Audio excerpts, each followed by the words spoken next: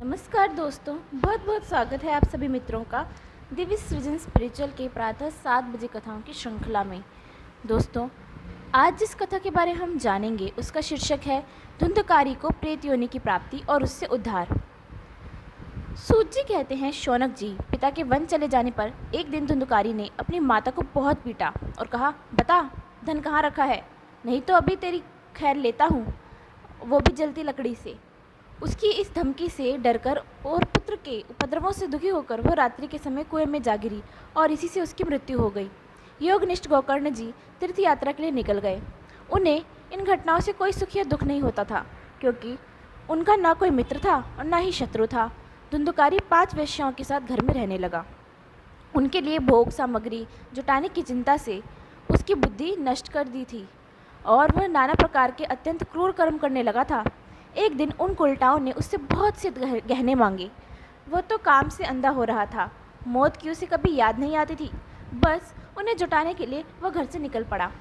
वहाँ जहाँ तहाँ बहुत से धन चुराकर वह घर लौट आया और उन्हें कुछ सुंदर वस्त्र और आभूषण लाकर दिए। चोरी का बहुत माल देखकर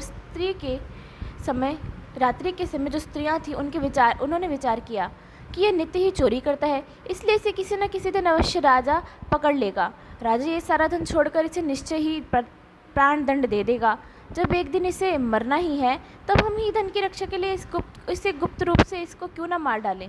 इसे मारकर हम इसका माल लता लेकर जहाँ कहीं चली जाएंगी। ऐसा निश्चय कर उन्होंने सोए हुए धुंधकारी को रस्सियों से कस दिया और उसके गले में फांसी लगाकर उसे मारने का प्रयत्न किया।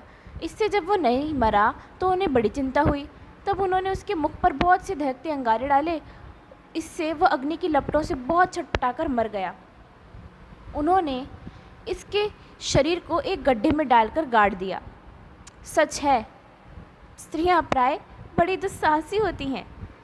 उनके इस कृत्य का किसी को भी पता न चला। लोगों की पूछने पर भी वो कह देती थी कि हमारे प्रीतम पैसे लेने के लिए अब की बार कहीं दूर चले गए हैं लोभवश, इसी वर्ष के अंदर लौट आएंगे। बुद्धिमान पुरुष को दुष्ट स्त्रियों का कभी विश्वास नहीं करना चाहिए। जो मूर्ख इनका विश्वास करता है उसे दुखी होना पड़ता है। इनकी वाणी तो अमृत के समान कामियों के हृदय में रस का संचार करती है, लेकिन हृदय छुरे के समान तक्षण होता है। भला इन स्त्रियों का कौन प्यारा है। वह कुलटाएं धुंधकारी की सारी संपत्ति समेटकर वहाँ से चंपत हो गईं। उनके ऐसे ना जाने कितने पति थे और धुंधकारी अपने कुकर्मों के कारण भयंकर प्रेत हुआ। वह बवंडर के रूप में सर्वदा 10 दिशाओं में भटकता रहता था और शीत घाम से संतप्त और भूख प्यास से व्याकुल होने के कारण हाय देव चिल्लाता रहता था, परंतु उसे कहीं भी कोई आसरा नहीं मिलता था। कुछ काल बीतने पर गोकर्ण ने भी लोगों के मुख से धुंधकारी की मृत्यु का समाचार सुना। तब उसे अनाथ समझकर उन्होंने उसका गया जी में श्राद्ध किया और भी जहाँ वह जाते उसे उसका श्राद्ध अवश्य करते थे। इस प्रकार घूमते घूमते गोकर्ण जी अपने नगर में आए और रात के समय दूसरों की दृष्टि से बचकर सीधे अपने घर में आंगन में सोने के लिए चले गए। वहाँ अपने भाइयों को सोया देख आधी रात के समय धुंधकारी ने अपना बड़ा विकट रूप धारण कर दिखाया। वह कभी भेड़ हाथी बन जाता तो कभी भैंस बन जाता, कभी इंद्र और कभी अग्नि का रूप धारण कर लेता। अंत में वह मनुष्य के आकार में प्रकट हुआ। ये विपरीत अवस्थाएं देखकर गोकर्ण ने निश्चय किया कि यह कोई दुर्गति से प्राप्त कोई जीव है लगता है। तब उन्होंने उससे धैर्यपूर्वक पूछा। गोकर्ण ने पूछा, तू कौन है? रात्रि के समय ऐसे भयानक रूप क्यों दिखा रहा है? तेरी ये दशा कैसे हुई? हमें बता तो सही, तू प्रेत है, पिशाच है या कोई राक्षस है? प्रेत बोला, मैं तुम्हारा भाई हूँ, मेरा नाम है धुंधकारी। मैंने अपने ही दोष से अपना ब्राह्मण नष्ट कर दिया। मेरे कुकर्मों की गिनती ही नहीं की जा सकती। मैं तो महान अज्ञान के चक्कर में फंस गया था, इसी में मैंने लोगों की बड़ी हिंसा की। अंत में कुलटा स्त्रियों ने मुझे तड़पा तड़पा कर मार डाला। इसी से अब प्रेत योनि में पड़कर ये दुर्दशा भोग रहा हूँ। अब दैववश कर्म फल का उदय होने से मैं केवल वायु क्षण की तरह जी रहा हूँ। भाई, तुम दया के समुद्र हो, अब किसी प्रकार जल्दी ही मुझे इस योनि से छुड़ाओ।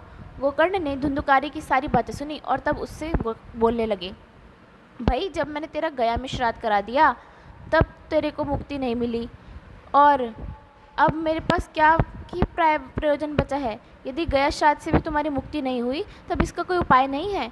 अच्छा, तुम सब बात खोल कर कहो, मुझे अब क्या करना चाहिए ये बताओ।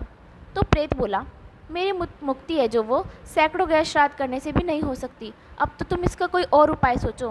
प्रेत की ये बात सुनकर गोकर्ण बड़ा आश्चर्य में पड़ गया और कहने लगा, यदि सैकड़ों गैर श्राद्धों से भी तुम्हारी मुक्ति नहीं हो सकती तब तो तुम्हारी मुक्ति असंभव ही है। अच्छा, अभी तो तुम निर्भय होकर अपने स्थान पर रहो, मैं विचार करके तुम्हारी मुक्ति के लिए कोई दूसरा उपाय करूँगा। अब गोकर्ण की आज्ञा पाकर धुंधकारी वहाँ से किसी और स्थान पे वहाँ से वो चला गया। इधर गोकर्ण ने रात भर विचार किया, तब भी उन्हें कोई उपाय नहीं सूझा। सुबह उनको आया देख लोग प्रेम से उनसे मिलने आए। तब गोकर्ण ने रात में जो कुछ जिस प्रकार हुआ था वह सब उन्हें सुना दिया। उनमें जो लोग विद्वान, योगनिष्ठ, ज्ञानी और वेदज्ञ थे, उन्होंने भी अनेक शास्त्रों को उलट पलट कर देखा तो भी उसकी मुक्ति का कोई उपाय नहीं मिला। तब सबने यही निश्चय किया कि इस विषय में सूर्य नारायण जो आज्ञा करेंगे वही करना चाहिए।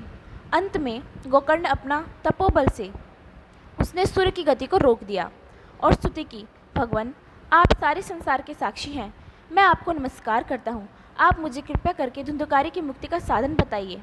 गोकर्ण की यह प्रार्थना सुनकर सूर्यदेव ने दूर से स्पष्ट शब्दों में कहा, श्रीमद् भागवत के कथा पढ़ो, उसी से इसकी मुक्ति हो सकती है, इसलिए तुम उसका सप्ताह पारायण करो। सूर्य का यह धर्मपरायण वचन वहाँ सभी ने सुना। सबने यही कहा कि प्रयत्नपूर्वक यही करो, मैं भी यह साधन बहुत सरल समझता हूँ।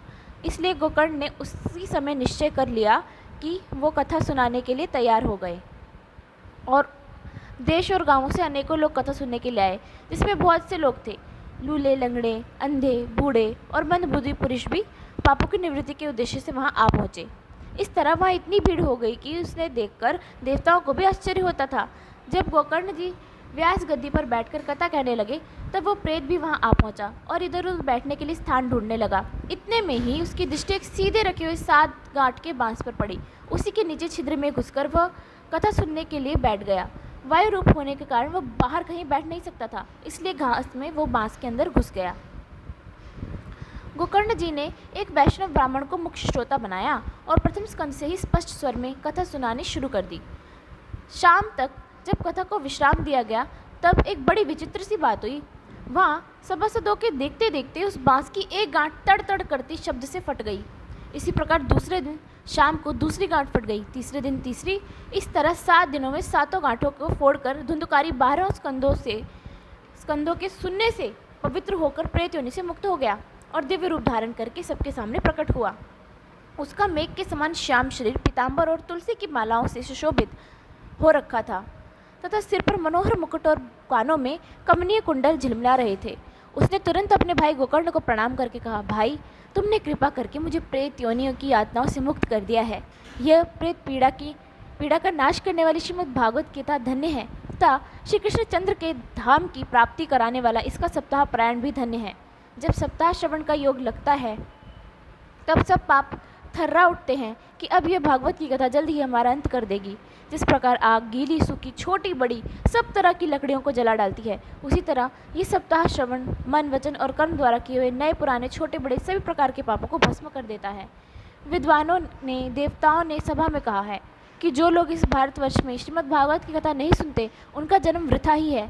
भला मोहपूर्वक लालन पालन करके यदि इस अनित्य शरीर को हष्ट पुष्ट कर और बलवान भी बना लिया तो भी श्रीमद् भागवत की कथा सुने बिना इससे क्या लाभ हुआ। अस्थियां ही इस शरीर के आधार स्तंभ है। नस नाड़ी रूप रस्सियों से ये बंधा हुआ है। ऊपर से इस पर मांस और रक्त थोपकर इसे चर्म से मंड दिया है। इसके प्रत्येक अंग में दुर्गंध आती है क्योंकि है तो ये मलमूत्र का भांड ही। वृद्धावस्था और शोक के कारण यह परिणाम में दुखदायी ही रोगों का तो घर ही ठहरा। ये निरंतर किसी न किसी कामना से पीड़ित रहता है, कभी इसकी तृप्ति नहीं होती। इसे धारण किए रहना भी एक भार ही है। इसके रोम रोम में दोष भरे हुए हैं और नष्ट होने में इसे क्षण भी नहीं लगता। अंत में यदि इसे गाड़ दिया जाता है तो इसके कीड़े बन जाते हैं। कोई पशु खा जाता है तो यह विष्ठा हो जाता है और अग्नि में जला दिया जाता है तो भस्म की ढेरी हो जाता है। ये 3 इसकी ही गतियाँ हैं बताई गई हैं। ऐसे अस्थिर शरीर से मनुष्य अविनाशी फल देने वाला काम क्यों नहीं बना लेता। जो अन्न प्रातः काल पकाया जाता है वो शाम तक बिगड़ जाता है, फिर उसी के रस से पुष्ट हुए शरीर की नित्यता कैसी। इस श्लोक में सप्ताह श्रवण करने से भगवान की शीघ्र ही प्राप्ति हो सकती है। अतः सब प्रकार के दोषों की निवृत्ति के लिए एकमात्र यही साधन है। जो लोग भागवत की कथा से वंचित हैं वह तो जल में बुदबुदे और जीवों में मच्छरों के समान केवल मरने के लिए ही पैदा होते हैं। भला जिसके प्रभाव से जड़ और सूखे हुए बांस की गांठें फट सकती हैं, उस भागवत कथा का श्रवण करने से चित्त की गांठों का खुल जाना कौन बड़ी बात है। सप्ताह श्रवण करने से मनुष्य के हृदय की गांठ खुल जाती है, उसके समस्त संशय छिन्न भिन्न हो जाते हैं और सारे कर्म क्षीण हो जाते हैं। यह भागवत कथा अमृत रूप तीर्थ संसार के कीचड़ों को धोने में बड़ा ही पटु है। विद्वानों का कथन है कि जब ये हृदय में स्थित हो जाता है तब मनुष्य की मुक्ति निश्चित होनी समझनी चाहिए। जिस समय धुंधुकारी ये सब बातें कह रहा था, जिसके लिए वैकुंठवासी पार्षदों के सहित एक विमान उतरा, उससे सब और मंडलाकार प्रकाश फैल रहा था। सब लोगों के सामने ही धुंधुकारी उस विमान पर चढ़ गया। तब उस विमान पर आए हुए पार्षदों को देखकर उनसे गोकर्ण ने ये बात कही। गोकर्ण ने पूछा, भगवान के प्रिय पार्षदों, यहाँ तो हमारे अनेकों शुद्ध हृदय श्रोतागण हैं, उन सबके लिए आप लोग एक साथ बहुत से विमान क्यों नहीं लाए? हम देखते हैं कि यहाँ सभी ने समान रूप से कथा सुनी है, फिर फल में इस प्रकार का भेद क्या हुआ है, ये बताइए। भगवान के सेवकों ने कहा, हे मानद, इस फल भेद का कारण इनके श्रवण का भेद ही है। यह ठीक है कि श्रवण तो सबने समान रूप से ही किया है, लेकिन इसके जैसा मनन नहीं किया। इसी से एक साथ भजन करने पर भी उसके फल में भेद रहा है। इस प्रेत ने 7 दिनों तक निराहार रहकर श्रवण किया था और सुने हुए विषय का स्थिर चित्त से यह खूब मनन निधि ध्यासन भी करता रहता था।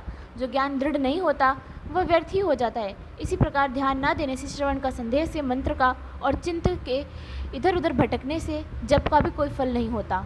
वैष्णवहीन देश, अपात्रों कराया हुआ श्राद्ध का भोजन, अश्रोत्रियों को दिया हुआ दान और आचारहीन कुल, इन सब का नाश हो जाता है।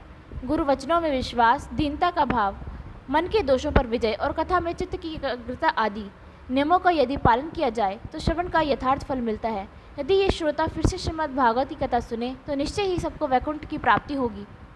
और गोकर्ण जी, आपको तो भगवान स्वयं आकर गोलोक धाम से ले जाएंगे। यूँ कहकर वे सब पार्षद हरि कीर्तन करते वैकुंठ लोक को चले गए। श्रावण मास में गोकर्ण जी ने फिर उसी तरह सप्ताह क्रम से कथा कही और उन श्रोताओं ने उसे फिर सुना। नारद जी, इस कथा की समाप्ति पर जो कुछ हुआ वह सुनिए। वहाँ भक्तों से भरे हुए विमानों के साथ भगवान प्रकट हुए। सब ओर से खूब जय जयकार और नमस्कार की ध्वनियाँ होने लगी। भगवान स्वयं हर्षित होकर अपनी 5 जन्य शंख की ध्वनि करने लगे और उन्होंने गोकर्ण को हृदय से लगाकर अपने ही समान बना लिया। उन्होंने क्षण भर में ही अन्य सब श्रोताओं को भी मेघ के समान श्याम वर्ण रेशमी पीताम्बर धारी की किरीट और कुंडलादि से विभूषित कर दिया। उस गांव में कुत्ते और चांडाल पर्यंत जितने भी जीव थे वे सभी गोकर्ण जी की कृपा से विमानों पर चढ़ा लिए गए तथा जहाँ योगी जन जाते हैं उस भगवान के धाम में वो भेज दिए गए। इस तरह भगवत वत्सल भगवान श्री कृष्ण कथा श्रवण से प्रसन्न होकर गोकर्ण जी को साथ ले अपने ग्वाल बालों को प्रिय गोलोक धाम में चले गए। पूर्व काल में जैसे अयोध्यावासी भगवान श्री राम के साथ साकेत धाम सिधारे थे, उसी प्रकार भगवान श्री कृष्ण उन सबको योगी दुर्लभ गोलोक धाम ले गए, जिस लोक में सूर्य, चंद्रमा और सिद्धों की भी कभी गति नहीं हो सकती, उसमें श्रीमद् भागवत का श्रवण करने से चले गए। नारद जी, सप्ताह यज्ञ के द्वारा कथा श्रवण करने से और उज्ज्वल फल संचित होता है, इसके विषय में हम आपसे क्या ही कहें। अजी, जिन्होंने अपने कर्णपुट से गोकर्ण जी की कथा के एक अक्षर का भी पान किया था, वो फिर माता के गर्भ से नहीं आए।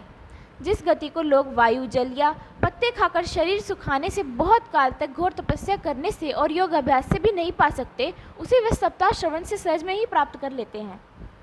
इस परम पवित्र इतिहास का पाठ चित्रकूट पर विराजमान मुनीश्वर शांडिल्य भी ब्रह्मानंद में मग्न होकर करते रहते हैं। ये कथा बड़ी ही पवित्र है। एक बार के श्रवण से ही समस्त पाप राशि को वो भस्म कर देती है। यदि इसका श्राद्ध के समय पाठ किया जाए तो इससे पितृगणों की बड़ी तृप्ति होती है और नित्य पाठ करने से मोक्ष की प्राप्ति होती है। तो दोस्तों, इसी के साथ मैं अपनी वाणी को यहीं विराम देती हूँ। कल फिर मिलेंगे आप सबसे प्रातः 7 बजे कथाओं की श्रृंखला में। तब तक के लिए आप सभी को बहुत बहुत धन्यवाद।